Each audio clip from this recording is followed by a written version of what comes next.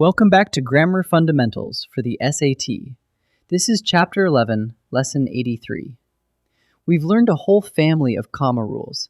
Now, let's pull them together so you can apply them on test day. Today, commas in review. Let's review every comma rule, starting with the two biggest jobs. First, a comma plus a coordinating conjunction joins two main clauses into a compound sentence. I tried hard, comma, but the bus left without me. Two full sentences, joined correctly. Second, commas separate three or more items in a series. We packed maps, snacks, and water. Those are the workhorse uses, joining complete clauses and listing items. Get those two right, and you're already most of the way there. The other big family of commas sets things off, marking extra material the sentence could survive without. Use a comma after a long introductory phrase or clause. After the long game, comma, we left. Use a pair of commas around a non-essential element. Aunt Emma, comma, who runs the sales department, comma, will hire me. Drop that middle, and the sentence still stands. And set off direct address and tag questions. You're ready, comma, aren't you? The guiding idea. Set off only what the sentence could do without. Now the flip side. The places a comma must never go. Don't use a comma alone to join two clauses. That's a splice.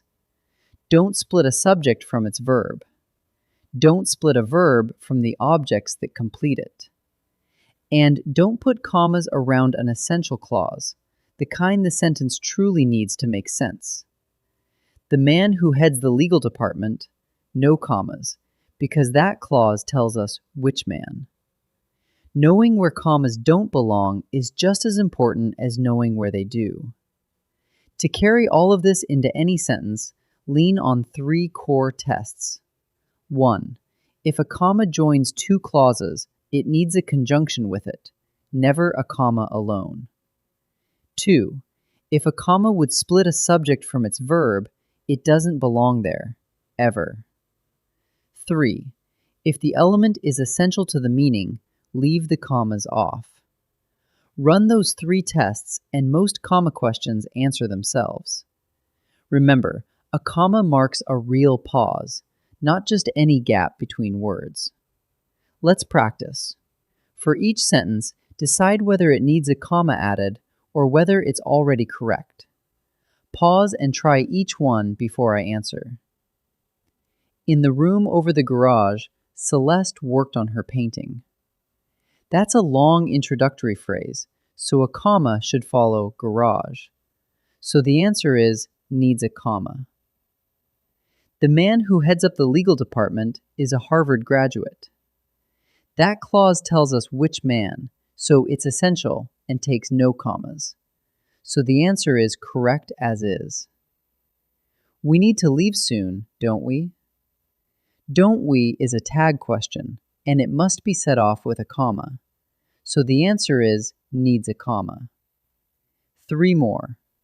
Watch for introductory participles, for full dates, and for subjects that reach straight to their verb. Pause and try each. Giggling, the children watched the antics of the clown. Giggling is an introductory participle, so a comma should follow it. So the answer is needs a comma. On March 17, 1995, my father had surgery at Mercy Hospital. The full date is already set off correctly with commas, so the answer is correct as is. To make such a splendid bowl takes extraordinary pottery skills. That infinitive phrase is the subject, so no comma should split it from the verb takes. So the answer is correct as is. Let's wrap up the comma. A comma plus a conjunction joins two main clauses, and commas separate items in a series. Use commas to set off introductory phrases, non-essential elements, direct address, and tag questions, anything the sentence could do without. But never splice two clauses with a comma alone. Never split a subject from its verb. And never put commas around an essential clause. Run your 3 tests and trust them. Great work!